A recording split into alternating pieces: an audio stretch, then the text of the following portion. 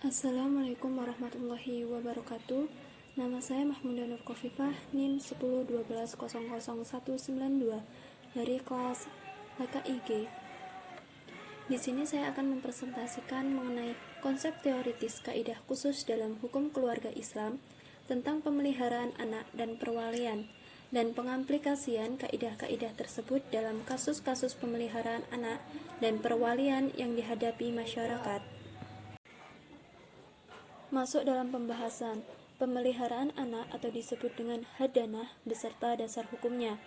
Para ulama fikih mendefinisikan hadanah yaitu melakukan pemeliharaan anak-anak yang masih kecil, baik laki-laki dan perempuan, atau yang sudah besar tetapi belum mumayyiz, menyediakan sesuatu yang menjadikan kebaikan menjaganya dari sesuatu yang menyakiti dan merusaknya, mendidik jasmani, rohani, dan akalnya agar mampu berdiri menghadapi hidup dan memikul tanggung jawab.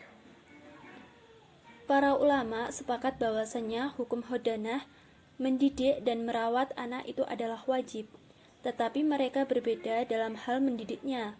Apakah hadanah ini menjadi hak orang tua, terutama ibu, atau hak anak?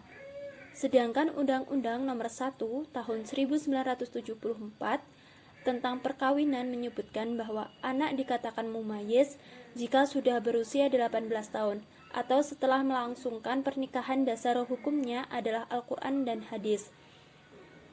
Dalam Undang-Undang tentang Perlindungan Anak ini juga dijelaskan dalam Undang-Undang Perlindungan Anak Nomor 35 Tahun 2014, Pasal 76D, Undang-Undang Perlindungan Anak, Pasal 81 Ayat 2 Perlindungan Anak.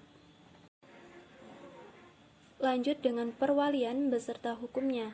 Ulama fikih mengartikan sebagai penguasaan penuh yang diberikan oleh agama kepada orang untuk menguasai dan melindungi orang atau barang. Orang yang diberikan kekuasaan perwalian disebut dengan wali.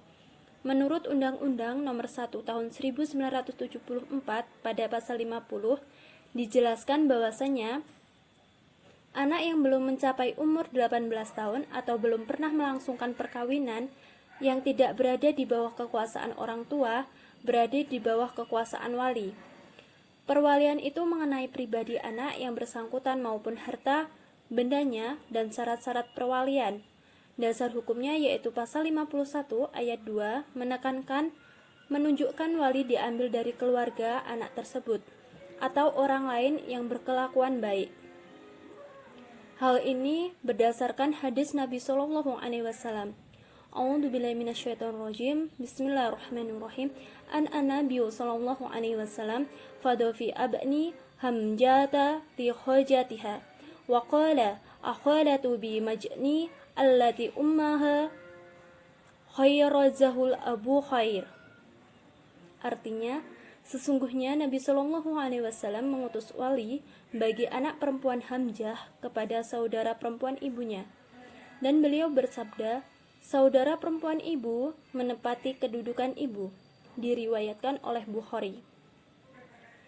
Di sini juga diperkuat dalam hukum perdata mengenai perwalian menurut Undang-Undang Nomor 1 Tahun 1974 Pasal 50. Masuk dalam kaidah-kaidah kasus tentang pemeliharaan anak dan perwalian serta kandungannya. Kaidah yang pertama yaitu kaidah hadanah. A'udzubillahi minasyaitonirrajim. Bismillahirrahmanirrahim. Unti ahaqqu bihi malam tankihi. Rawahu Dawud wal Hakim. Artinya, engkaulah yang lebih berhak untuk mendidik anakmu selama engkau belum menikah dengan orang lain. Diriwayatkan oleh Abu Dawud dan Hakim. Kaidah yang kedua yaitu kaidah perwalian. A'udzubillahi minasyaitonirrajim. Bismillahirrahmanirrahim. Fa in kanat alladhi 'alaihil al-haqqu safiha aw dha'ifan aw la yastati'u anta ya'mal wa qul yumlil waliyuhu bil adli. Artinya, jika yang berutang itu orang yang lemah akalnya atau lemah keadaannya, atau dia sendiri tidak mampu mengimamkannya, atau dalam hal lain, maka hendaklah walinya mengimlankan dengan jujur. Dalam surat Al-Baqarah ayat 282. Selanjutnya yaitu pengimplikasian kaidah-kaidah kasus tentang pemeliharaan anak dan perwalian untuk memecahkan persoalan pemeliharaan anak dan perwalian di dalam masyarakat. Yang pertama contohnya yaitu sebagai seorang ibu mengalami kelalaian dalam persalinan yang dilakukan dengan operasi. Ketika ibu harus dirawat di rumah sakit untuk berobat kembali bekas operasinya, terpaksa si anak dititipkan sementara kepada adiknya yang sudah berkeluarga tetapi belum mempunyai keturunan. Tanpa adanya perjanjian adopsi, begitu sang ibu sembuh, ternyata si anak sudah terlanjur mapan dan terkondisikan dalam keluarga saudara ibunya. Dalam hal ini, anak boleh memutuskan untuk tinggal bersama siapa untuk terpenuhinya suatu didikan dan masa depan yang jelas. Yang kedua, apabila seorang orang tua sudah bercerai, anak harus tetap mendapatkan kasih sayang kedua orang tuanya.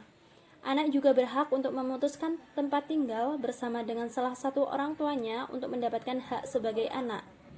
Yang ketiga, apabila seorang orang tua tidak bisa tanggung jawab terhadap anak-anaknya tersebut, orang tua boleh memberikan hak asuh anak atau perwalian terhadap orang lain untuk terpenuhinya tanggung jawab dan hak milik anak. Sekian, terima kasih. Semoga bermanfaat untuk ilmunya hari ini. Jika banyak kekurangan, saya mohon maaf yang sebesar-besarnya. Wassalamualaikum warahmatullahi wabarakatuh.